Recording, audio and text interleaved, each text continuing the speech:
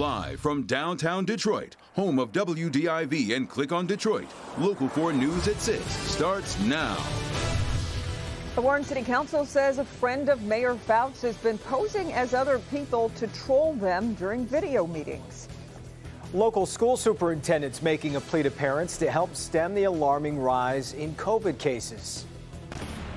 But we have to start here at 6 with Storm Tracker 4 showing some heavy rain moving into our area. Ben's been saying all day that 6 p.m. was the likely arrival time for this. And Ben, it looks like it's going to be coming down for quite a while as well. Yeah, especially overnight, guys. And you can see on Storm Tracker 4 already we're getting some of that rain into the southern end of the south zone. That will spread north through the evening hours, but the heaviest stuff is coming after midnight tonight. It's also coming with wind, and that's why there are lakeshore flood advisories out for Sanilac and St. Clair County from that onshore flow, which could be up to 45 miles per hour by tomorrow morning. 10 p.m. to 4 p.m. Friday is the time on that. So the bottom line, the rain is going to be moving in right now to 10 a.m. on Friday, moving south to north, pretty much affecting all locations. Some of us getting more than others. We'll check that out coming up. And flooding and gusty winds will be a problem. The flooding is probably going to be a lot of the highway underpasses, some of the low-lying areas, but we're expecting more than an inch of rain, so there will be some problems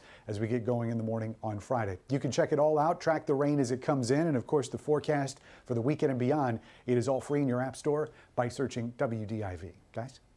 All right, Ben, now to the coronavirus, and the latest trends continue to move in the wrong direction. The state reports more than 5,200 new cases of COVID-19 in the last 24 hours.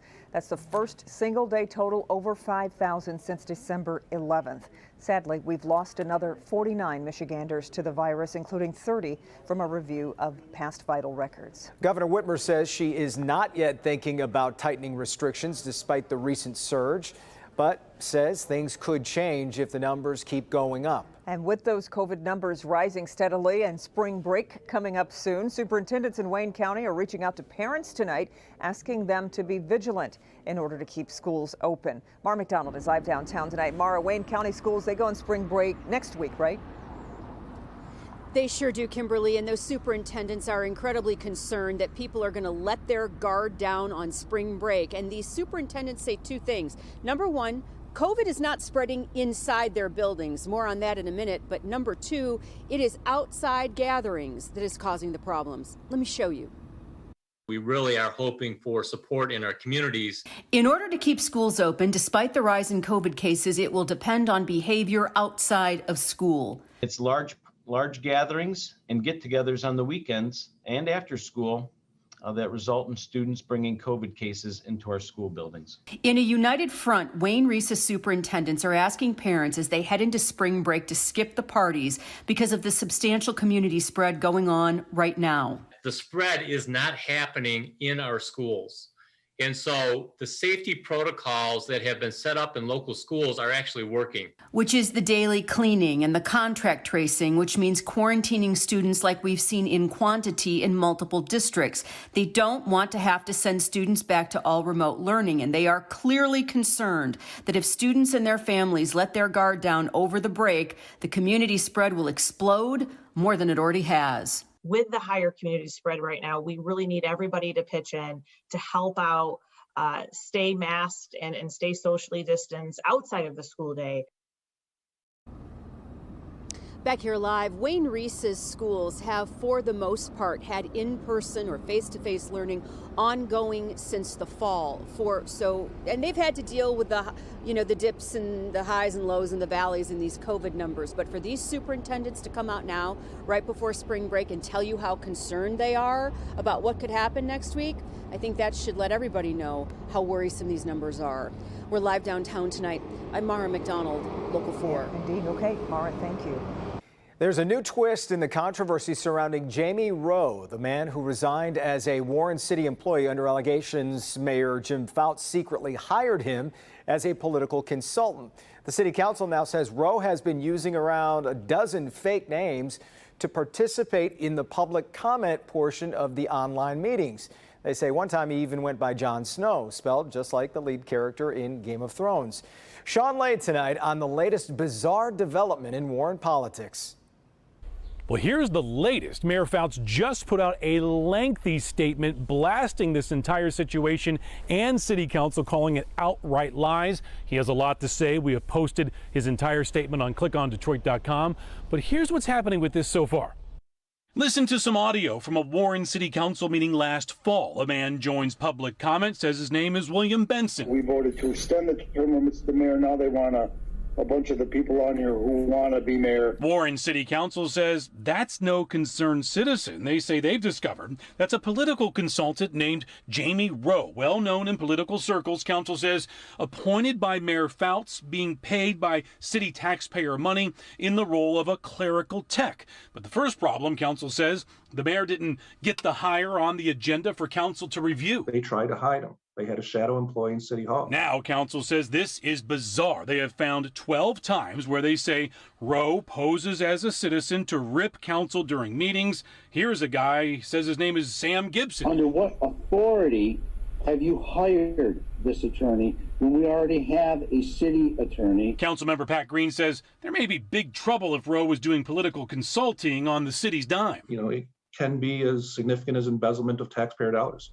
I also spoke with Jamie Rowe this afternoon. He says he did make up names and posed as concerned Warren citizens to bring up issues he says that were important. He says he made up the names because he would have been attacked as a City of Warren employee. He has since resigned. He has this to say tonight: I'm sick and tired of this accidental city council that has brought nothing but dysfunction and legal bills for taxpayers. City Council is asking the Attorney General to investigate. Sean Lay, Local 4.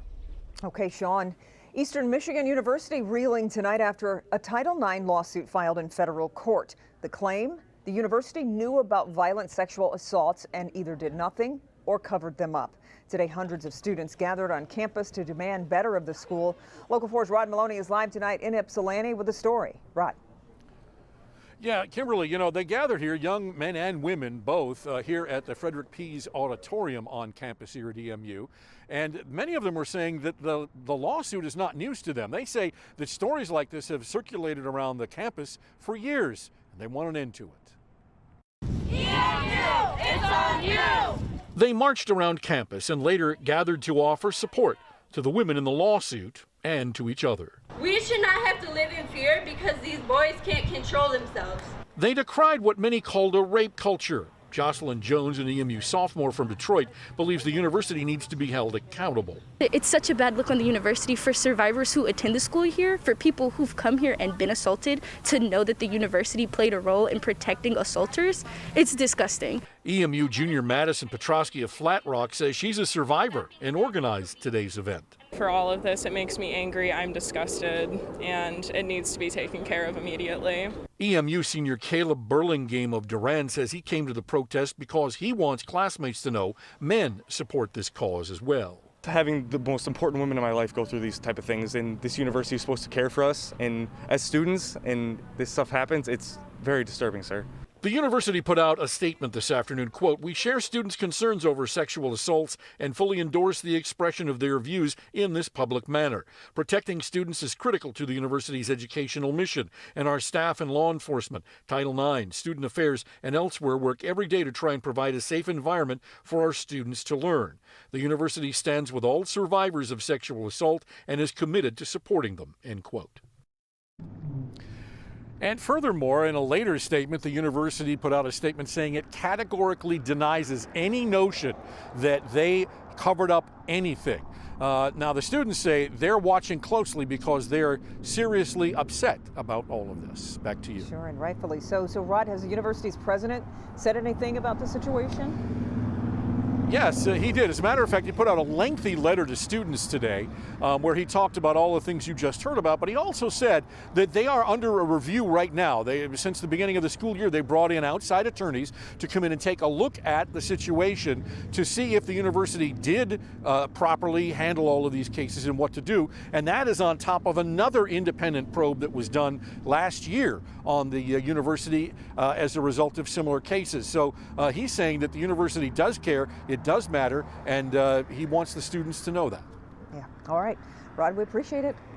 Billionaire businessman Dan Gilbert is shifting his focus from revitalizing Detroit's downtown to helping the people that live in the neighborhoods. Today, he announced a $500 million investment in Detroit. $15 million will go toward paying off the overdue property taxes for about 20,000 homes. You can find information on how to qualify for that at clickondetroit.com. Gilbert says that's only a small portion of this big investment. One of the things we learned early on in charitable giving is you can't put Kool-Aid in the ocean and expect to turn it a color. In other words, if you spread yourself too thin among too many things, you're not going to have any impact on anything. So we'd rather go deep on a handful of important, critical issues and have major impact on them than just start spreading out money like Santa Claus. Gilbert says he's open to ideas on how to spend the rest of that money. The suspect in the deadly Boulder mass shooting made his first court appearance this morning. He faces 10 charges of first-degree murder in the Monday shooting at a Colorado grocery store. Prosecutors say they will be filing additional charges in the next couple of weeks as investigators complete crime scene processing. The defense asked for a status conference ahead of the preliminary hearing in order to get a mental illness assessment and examine all the evidence. The 21-year-old is being held without bond at the Boulder County Jail. A sinkhole causing a load of problems in one Detroit neighborhood is finally fixed. For more than a month now, residents have had to maneuver around the giant hole at Deering and Goddard on the city's east side. This is what it looks like now. Detroit Water and Sewerage says the sinkhole was caused by a water main break. When crews repaired the water main last month, they discovered a bigger pipe needed to be fixed. They've done that. Repair crews putting the finishing touches on it today and filling it with concrete. People who live there, I know, are glad to see that. Oh, yeah. Well, when we come back, Ben's got the latest on the rainy weather moving in. Plus, here's Grant. Michigan state Republicans propose new election laws in the wake of the 2020 election. Things like absentee voting, poll watchers, and what it means for those who want to mail in their ballots. We'll have all the details coming up.